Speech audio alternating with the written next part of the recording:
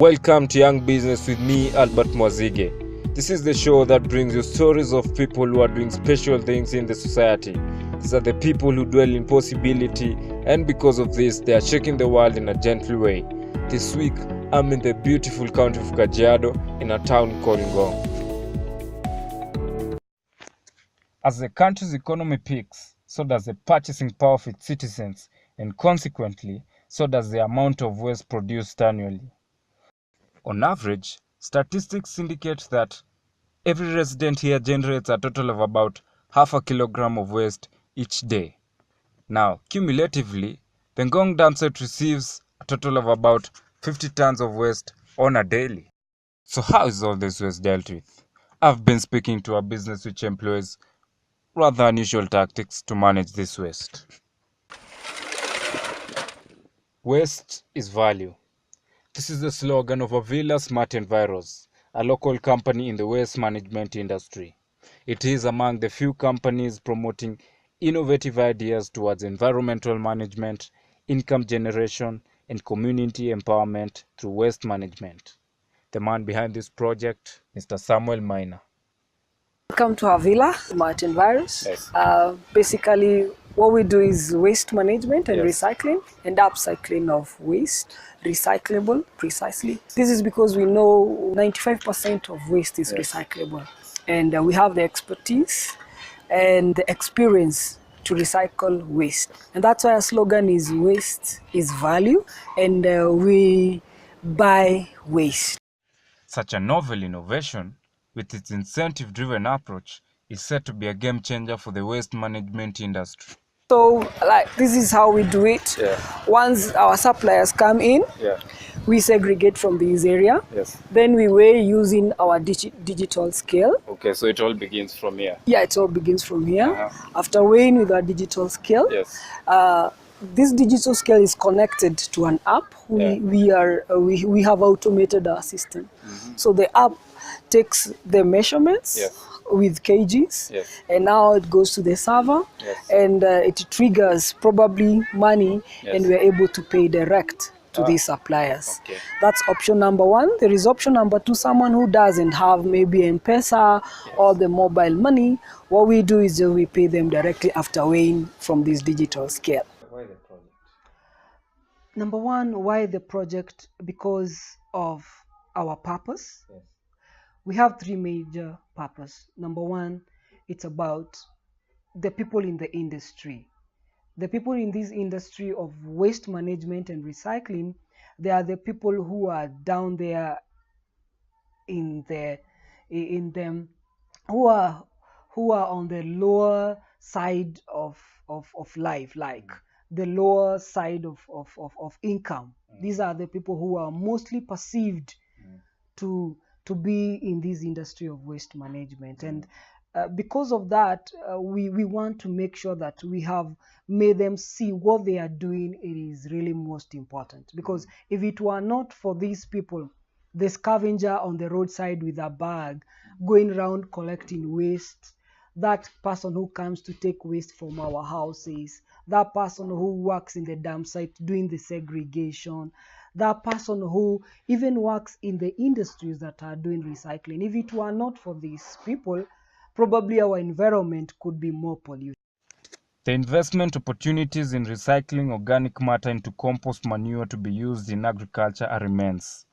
The same recycling rule also applies in inorganic matter, such as certain plastics and paper products which can be recycled for reuse. This is, however, only possible if they are separated at source. We have a project whereby we want to start training household to start segregating from the houses. Whenever someone realizes, or whenever you realizes that waste is value, from your own house, when you produce the waste, this is plastics, metal, waste food and all that, you will start segregating it from home. If you realize the value that is in all these products that we are recycling. So once you know that there is value from your house, you're going to take care of it. That's number three. Number four, it's because of contamination. Waste down here when we are recycling it, it is so much contaminated. And this contamination starts from the household because it is mixed up. So it is contaminated. Plastics together with diapers, together with waste that wasn't supposed to be mixed up. But once we pay for it, someone is able to take care of that, and now the contamination it's kept aside. Since it began operating, Havilla Smart Enviros has made some milestones in the waste management industry. This notwithstanding weak policies and intolerance to the establishment of new waste management facilities. And we have been able to recycle about 200 tons of solid waste, 200 tons plus. That's quite a lot. That's quite a lot. And this has been possible because of our partners, and our partners are the waste pickers, the waste collectors, and even anybody who desires to responsibly manage his or her waste. So that's one of the milestones that we've been able to achieve. Two, it is how we have been able to spread this gospel. Like we have been quite known, and we have been made ambassadors of environment pollution. Three, it is because of acceptance. Like people have started accepting our idea.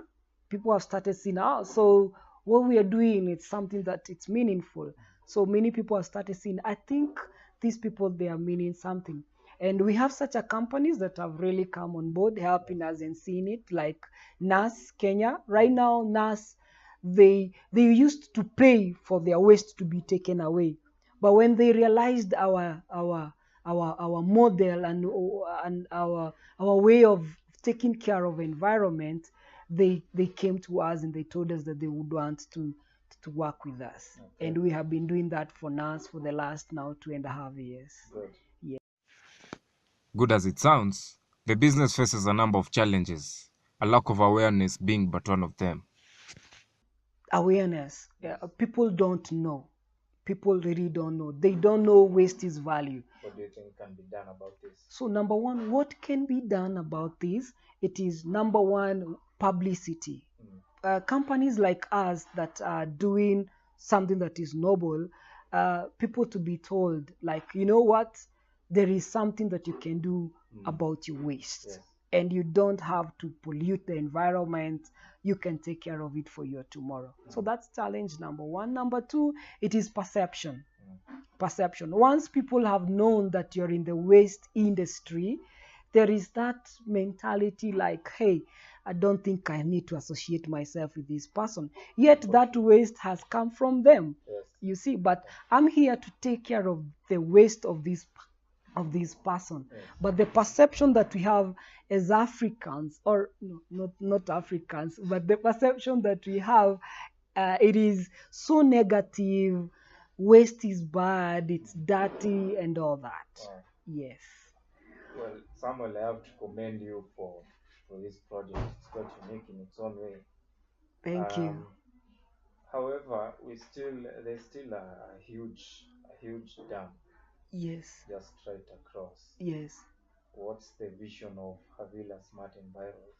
Number one, thank you. So the vision for Havilla Smart Enviros, in regard to the dam site, I will tell you right now, the population of Kenya, we are over 50 million. And in the next 20 years, we will be probably over 70 million, isn't it? So there will be no dam sites. We will have no landfills anymore.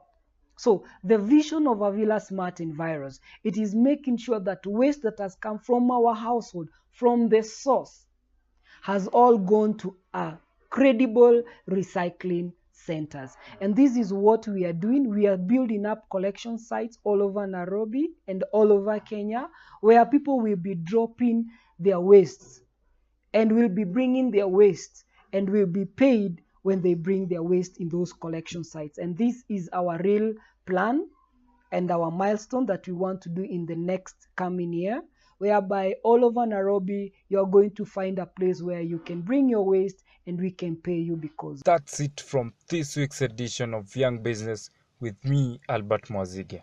As you well know, I am a big fan of the empowerment of up-and-coming businesses through media exposure, because that's what we do here. We break the myth that only the large companies can get this kind of limelight. That's why I want you to reach out to me. My phone number is 0715-851-403. You can also reach me on social media, on Facebook, that is at Albert Mozige, and I will be sure to help you tell your inspirational story. See you next time.